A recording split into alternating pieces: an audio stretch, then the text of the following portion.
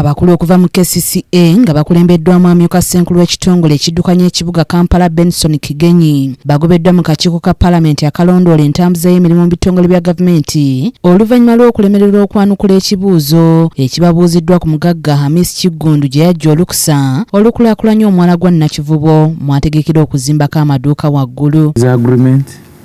And yet, according to him, at that particular moment when he was talking, the developer had already taken possession of the what? Of the place.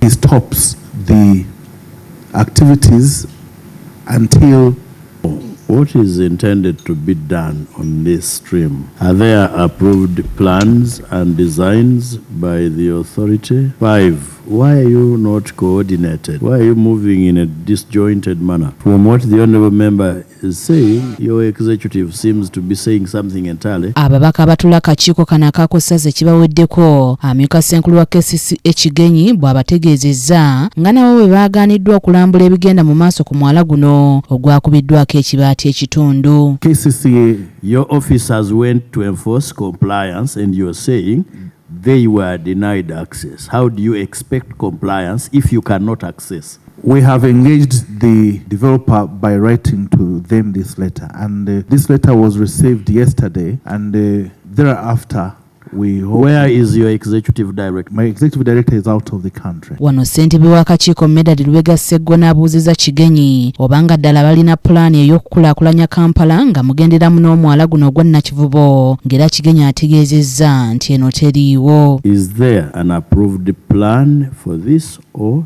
not? The plan is under consideration. Is there an approved plan, yes or no? No. Do you have enforcement or you don't? Yes, we do. Have you deployed enforcement or you have not? We have not. Ababaka abatula ku kakiiko wano we basembedde eky'okuyita omugagga Hamis Kiggundu mu kakiiko kano abannyonnyole ku by'olukusa gye yalujja okukuba ekibaati ku mwala ssaako n'okulemesa ba KCCA okulambula enteekateeka ezigenda mu maaso. Why don't you summon either Ham or Ham and what have you to appear here and tell his side of the story? You give a work method. How do you direct somebody who have not given approval? No. We will not go down that line. Natural channel is not far from here. We have gone out, including... I am not a surveyor. So, Chair, we can go as a committee. Wait. Why are you making that? Why are you jumping the gun? Chair, why are you fearing to go to You know that I don't fear. Omubaka Ssegona nga ssentebe w'akakiiko bw'ati alagidde abakulembeze mu Kampala omuli ab'oludda olw'ekikugu n'oludda olw'abannabyabufuzi okuli Lord Mayor ne Sipiika wa KCCA ssaako baminisita ba Kampala awamu ne minisita w'ensonga z'omunda mu ggwanga okulabikako mu kakiiko ku lwokubiri olwa Ssabbiiti ejja nga bali wamu n'omugagga Hamis Kiggundu okunnyonnyola ku kituufu ekigenda mu maaso ku mwala gwa Nakivubo. Atubulire di police lwebera deployed okulemesa nannyini ttaka okutuuka ku ttaka lye era IGP nga deploying authority wa police atubulire police ku ttaka ekola kikoki okusobola n'okulemesa enforcement ya KCCA. Minisita wa Kampala atubulire engeri gye bakolamu emirimu gye bagabamu ettaka mu Kampala.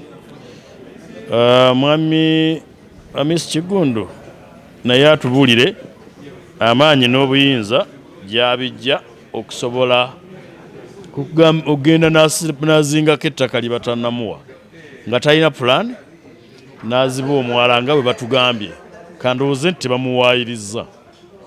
Kisaagadde kwe kubeera nti abantu bamwogerako ebigambo nga taliiwo. Tulaba bingi nnyo ebimwogerwako mu mawulire ze saagala kugenda na bigambo biri mu mawulire ng'ate omuntu waali mu ggwanga mwali asobola okunnyonnyola. Executive Director wa Kampala atubulire obanga ddala ali in charge ng'asobola ddala akyasobola okwenforcing amateeka ku bantu bonna awatali. Omubaka Ssegona ategeezezza nti weewaawo nga bawagira enteekateeka ey'okukulaakulanya omwala gwa Nakivubo kyokka baagala okukakasa nga amateeka gagobereddwa. By the way, for the record, nze njagala nnyo omwala ogwo gukyuke. Sina kifaananyi ki omuntu kyayagala gukyusa nakyo.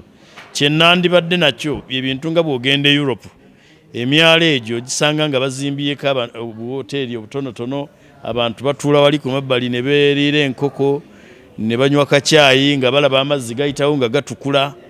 Emyala gya KCCA gyantama engeri gye gifaanana. Ssebugenyi Joseph yakusakidde eggulire lino ku KTV amalindirire.